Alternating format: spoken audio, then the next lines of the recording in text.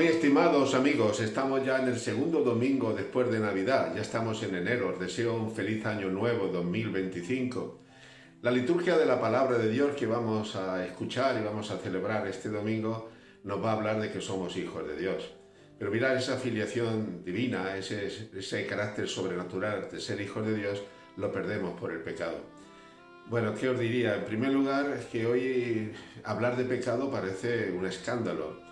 El pecado está ahí y a veces le digo a quien me quiera escuchar que Dios se ha hecho hombre para salvarnos del pecado. No ha venido de paseo, no ha venido a este mundo, no sé, de turismo, ha venido para morir en una cruz.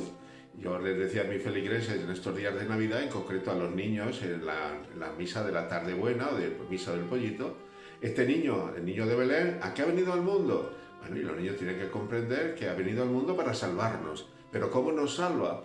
Nos salva muriendo en la cruz, que eso lo descubriremos y lo viviremos en la Cuaresma y en la Semana Santa.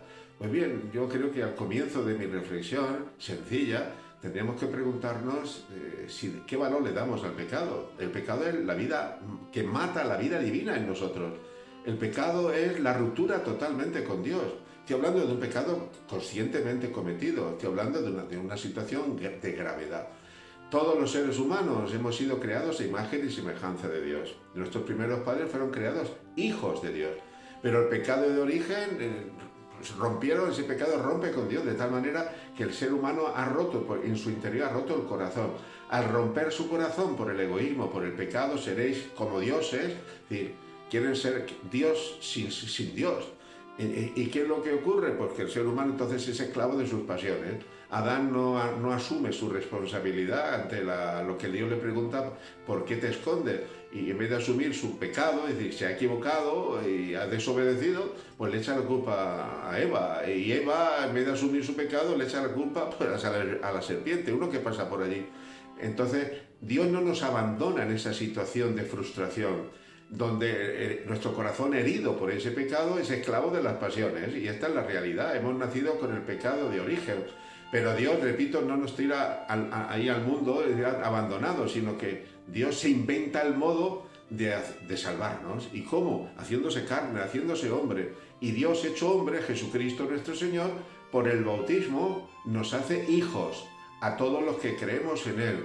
Y a ser hijos de Dios estamos llamados a vivir la vida divina. Y nuestro destino ya no es la muerte, nuestro destino es vivir en Dios.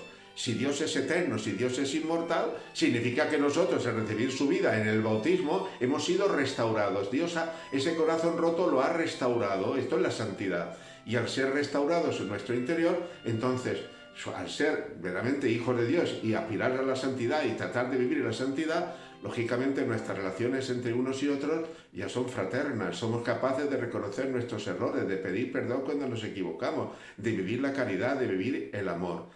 ¿Cuál es el drama? De que Dios ha venido al mundo, ha muerto en la cruz, nos ha salvado. ¿Cuál es el drama? De que nosotros a veces no damos valor al pecado. Caemos en pecado y no tiene importancia. Incluso da la sensación de que cuando hablamos de esta realidad del pecado que mata la vida interior, la vida cristiana, la vida divina en nosotros, a mucha gente le molesta. Pero, repito, ante una situación de descontrol interior, una situación de sufrimiento, la Iglesia lo que ofrece es la misericordia de Dios, nos ofrece el perdón de nuestros pecados. Y tenemos que replantearnos seriamente si vivimos o no de espaldas a Dios. Me diréis que no, que vivimos de cara a Él. Sí, sí, pero en los hechos concretos consentimos el pecado, vivimos de un modo ajeno a la voluntad de Dios. Entonces, daos cuenta que si tenemos un problema en nuestra salud física que mata nuestro cuerpo, si tenemos un problema grave, al final morimos, nuestro cuerpo se muere, aunque tomamos medicinas, pero no hay salvación para nosotros, aunque sea de pura vejez, nos morimos. Pero si matamos el alma por el pecado, matamos la vida divina. Y entonces estamos en una situación de una tal incapacidad que entonces no tenemos una relación personal con Él. Y nuestra llamada que Dios nos hace, que es una llamada a nosotros, a la salvación, a la vida, a la amistad con Él, nos hace vivir esclavos de nuestras pasiones. Amigos y hermanos, pensemos, el pecado está ahí. El pecado es la tentación, el pecado es una realidad. Que no nos moleste si alguien, el sacerdote nos recuerda que el pecado nos mata. y nos invita a la reconciliación. Por eso la confesión, el sacramento de la penitencia, es el gran regalo que Dios nos hace después del bautismo. ¿Por qué? Porque sabe que somos débiles, porque sabe Dios de qué pasta estamos hechos. Pero Dios no nos abandona. Si Dios, por su encarnación, por su muerte, su pasión y muerte en la cruz, nos ofrece de nuevo la misericordia y el perdón. Y cada vez que yo, sacerdote, escucho la confidencia y la confesión de un penitente, y yo desde lo más profundo de mi corazón, en el silencio del tú a tú con el penitente, digo, yo te absuelvo de tus pecados en el nombre del Padre, del Hijo y del Espíritu Santo, me siento sacerdote, me siento de verdad que presente de Dios en mí, Jesucristo en mí, y siento que mi sacerdocio tiene valor, que mi sacerdocio es el instrumento, la mediación que Dios en Cristo utiliza para acercarse a ti, para perdonar tus pecados. Amigos y hermanos, os vuelvo a decir feliz Navidad, os vuelvo a decir feliz Año Nuevo, os vuelvo a decir vivamos en gracia de Dios, vivamos en amistad con Dios. La vida, aunque vivamos 100 años, es corta, no merece la pena vivir con remordimientos, no merece la pena vivir con amarguras. Reconozcamos nuestros fallos, nuestros errores y arrepintámonos, que la mano de Dios siempre está tendida. No olvidéis que los brazos de Cristo en la cruz están abiertos. Y están abiertos para abrazarnos, porque todos tenemos cabida en su corazón.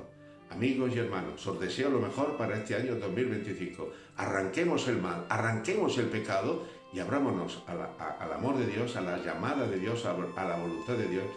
Y sin darnos cuenta nos estamos abriendo también al amor al prójimo, es decir, a vivir la caridad. Un abrazo.